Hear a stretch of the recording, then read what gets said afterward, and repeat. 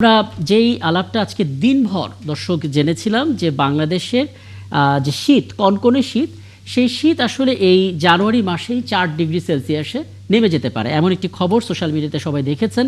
এবং বলা হচ্ছে শৈত্যপ্রবাহ আছে মৃদু 1 থেকে 2টি, এবং সেখানে তাপমাত্রা কমে 8 থেকে 10-এ আসতে পারে।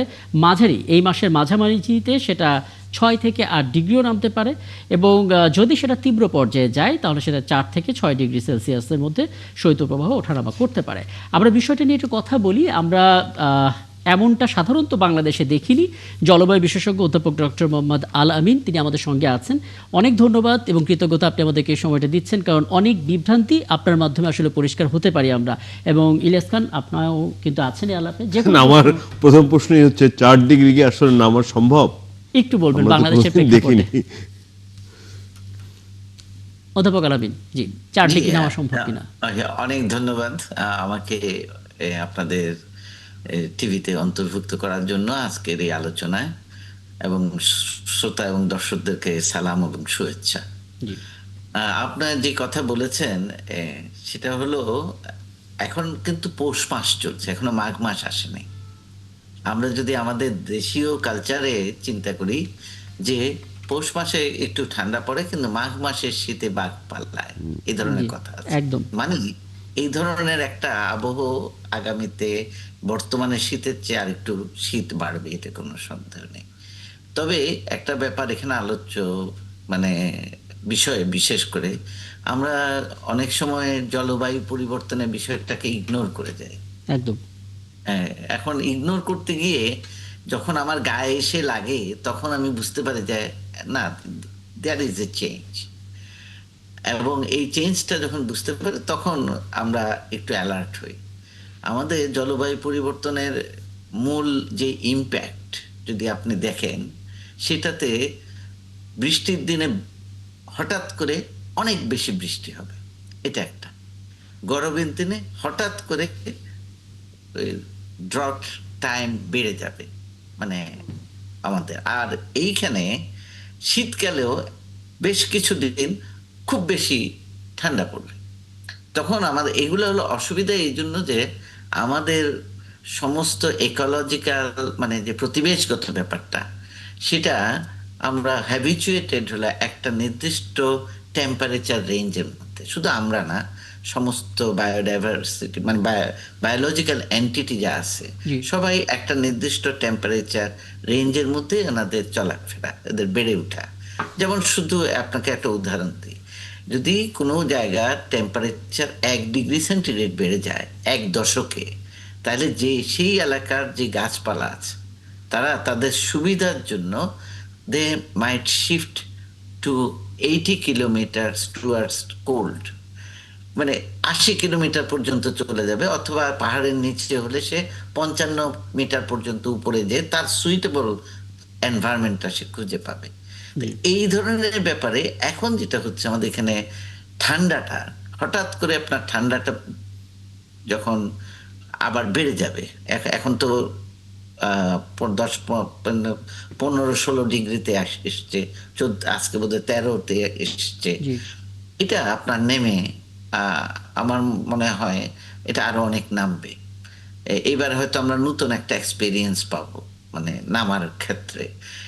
এইগুলা দিন যত যাবে, এটা কিন্তু বেশি দিন থাকবে না, মানে হয়তো 1 সপ্তাহের জন্য এরকম থাকবে। কিন্তু এটাতে অসুবিধা হবে হলো আমাদের যারা মানব কুল আছে, মানে মানুষ যারা আছে, তাদের জন্য সমস্যা হবে হলো তারা হঠাৎ ঠান্ডার কোল্ডের যত সমস্যা, অ্যালার্জি আছে যাদের, যারা যারা শ্বাস টান আছে, এনারা সবাই অসুস্থ হয়ে যেতে পারেন। আর যদি বাকি প্রাণীদের কথা বললে, অনেক প্রাণী তারা বাঁচতেই পারবে না, মরে যাবে। আবার অনেকে হাইবারনেশনের পরিমাণটা আরো বাড়িয়ে দিবে। আর গাছপালার অনেকে আছে তারা ওই তার থ্রেশহোল্ড লিমিটটা যখন ক্রস হয়ে যাবে তখন সে আর আগের মতো বেড়ে উঠতে পারবে না। এবং এটার সাথে আরেকটা ভেরি ইম্পর্টেন্ট হলো যে সানের মানে সূর্যের আলো আমরা কতটা রিসিভ করতে পারছি। আমরা যদি সূর্যের আলো পেয়ে যাই তাহলে কিন্তু আমাদের টেম্পারেচার দ্রুত বেড়ে যাবে। কিন্তু যদি না পাই যদি কুয়াশায় ঢেকে থাকে জি পুরো সূর্য, তাইলে কিন্তু আমরা খুব বাজে একটা অবস্থায় পড়বো, যেটা আমি এই আমি একটু কয়েকদিন প্রশ্ন করতে চাই। হ্যাঁ অনেকে প্লিজ পড়ছে। হ্যাঁ প্লিজ। না, আমার একদম সহজ প্রশ্ন, আপনি হয়তো ভালো বলতে পারবেন। ধরুন চারই যদি নামে, আমাদের তো ধরুন চার ফেস করার অভিজ্ঞতা কিন্তু বিশেষ করে আমরা বাংলাদেশে যারা থাকি সব সময় তাদের কিন্তু নেই। না সেক্ষেত্রে না, কি প্রস্তুতি নেওয়া যেতে পারে? চারে যদি নামার সম্ভাবনা দেখা যায়, আমাদের আবহাওয়িকরা যদি বলেন 1 সপ্তাহ আগে জি যে চারে নেমে যেতে পারে, তাহলে আমাদের এই স্লাম এরিয়া যেগুলো আছে ওই সকল এলাকায় অবশ্যই আপনার তাদের গরম কাপড়ের ব্যবস্থা করতে হবে। ছিন্নমূল মানুষ যারা আছেন। জি যারা, হ্যাঁ, যারা খেটে খাওয়া মানুষ, যারা ওই রাস্তার ধারে ঘুমায় অনেকে, এইসব মানুষের প্রতি সিরিয়াস একটা দৃষ্টি দিতে হবে। এনাদেরকে এটা অনেকটা কিছুটা দুর্যোগ টাইপের ব্যবস্থাপনায় আনতে হবে, কারণ এরপরে যদি সিরিয়াস অসুস্থ হয়ে যায় তখন কিন্তু দেখে দেখার মতো মানুষের সংখ্যা কমে যাবে। এটা একটা ব্যাপার আছে মানুষের জন্য। আর স্পেশালি যারা ঠান্ডায় কষ্ট পান, বয়স্ক ভদ্রলোকরা, ভদ্র মহিলারা, এনাদের প্রতি সিরিয়াস টেক কেয়ার করতে হবে। এখানে আমার মনে হয় এই ধরনের একটা প্রিপারেশন একদম, মানে ভালনারেবল গ্রুপগুলো আগে নিশ্চিত আমি করে আমি তারপর একটা শেষ ধাপে প্রশ্ন ধাপে। করব। আপনি যে বললেন যে হঠাৎ করে চার এসে যেতে পারে ইকোলজিক্যাল ব্যালেন্স নষ্ট হয়ে যাওয়ার কারণে, তো এটা কি কোনো প্রাকৃতিকভাবে এটা মোকাবেলা করার সুযোগ আছে যাতে এত না নামে বা এরকম কিছু করার সুযোগ আছে? জি, আপনার আপনার কোশ্চেনটা আমার খুব ভালো লেগেছে, যে অন্তত আপনি এটা বুঝতে পেরেছেন জি যে এই বিষয়টা আলটিমেটলি আমাদেরকে ওইদিকে যেতে হবে।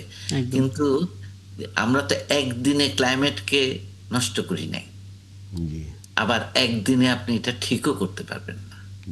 ক্লাইমেটটা আমরা এক দশক না, বরং বলা যায় আপনার এই গত শতাব্দী থেকে আমাদের ক্লাইমেটটা, স্পেশালি 1950 to 60 থেকে যে শুরু হয়েছে অ্যাব্রাপ্ট চেঞ্জ ইন ক্লাইমেট, এবং ওটার জন্য যে ফুয়েলিংটা করেছি আমরা, কার্বন এমিশনটা যেভাবে করেছি, এইটার ফল এখন আমরা পাচ্ছি। এই জন্য আপনার ক্লাইমেট চেঞ্জের জন্য একটা কমন প্রভার্ব আছে যে থিঙ্ক গ্লোবালি, অ্যাক্ট লোকালি। মানে আপনি যদি এখন থেকেও যদি সাবধানতা অবলম্বন করি, সবচেয়ে কম কার্বন নিঃসরণ করি। কিন্তু এখানে একটা বড় মুশকিল আছে, এবং এটা আপনি হয়তো খুব চমৎকার করে ব্যাখ্যা করতে পারবেন। সেটা হচ্ছে সাফার আমরা প্রত্যেকে করি, কিন্তু দায়টা আসলে ব্যক্তিকেন্দ্রিক বা দেশকেন্দ্রিক না। আমরা দেখতে পাচ্ছি বড় বড় ইন্ডাস্ট্রিগুলো গড়ে উঠছে, আশপাশে সম্মিলিতভাবে প্রতিবেশের এই বিপদটা ফেলছে। দুটো বিষয় একটু বলবেন, তারপর আপনার শেষ করবো। প্রথমত, এই সাফারিংসটা শুধু বাংলাদেশে করবে নাকি আশপাশের দেশগুলোতেও এরকম আবহাওয়ার হেরফের দেখা যাচ্ছে? আর দ্বিতীয় বিষয়, যদি এভাবেই চলতে থাকে তাহলে তো মানে বাংলাদেশে বরফ পড়লেও অবাক হওয়ার তো কোনো কিছু থাকবে না। আপনি আমি প্রথম প্রশ্নটাতে আসি জি আপনার, যে এইভাবে আহ, আপনি যে কথাটা বললেন এখন, যে আমাদের সম্মিলিতভাবে। আশেপাশের জি দেশেও কি এরকম হবে কিনা। হ্যাঁ হ্যাঁ, এইটা আপনার গ্লোবাল এফেক্ট। এটাতে আপনি বা আমার প্রতিবেশী কেউ বাদ যাবে না। বাদ যাবে না। হ্যাঁ, কিন্তু এর জন্য মূল দায়ী আমরা না, এটাও একটা ব্যাপার। জি এটা এই জন্য বিভিন্ন জায়গায়, এই যে কদিন আগে কপ এর মিটিং গেল, সেখানে সবাই এই কথাটাই বলছে যে আমি দায়ী না, কিন্তু যারা দায়ী তাদেরকে তো কম্পেনসেট করতে হবে।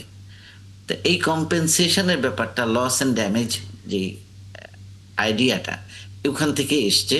এখন আমাদের আশেপাশের দেশগুলো এখানে ক্ষতিগ্রস্ত হবে, এতে কোনো সন্দেহ নেই। শুধু আমরা না, আমাদের চেয়েও সিরিয়াসলি ক্ষতিগ্রস্ত হবে মালদ্বীপ, যারা পানির কাছাকাছি আছে, সবসময় পানি, এরা হয়তো ডুবেও যেতে পারে, এইরকম আছে।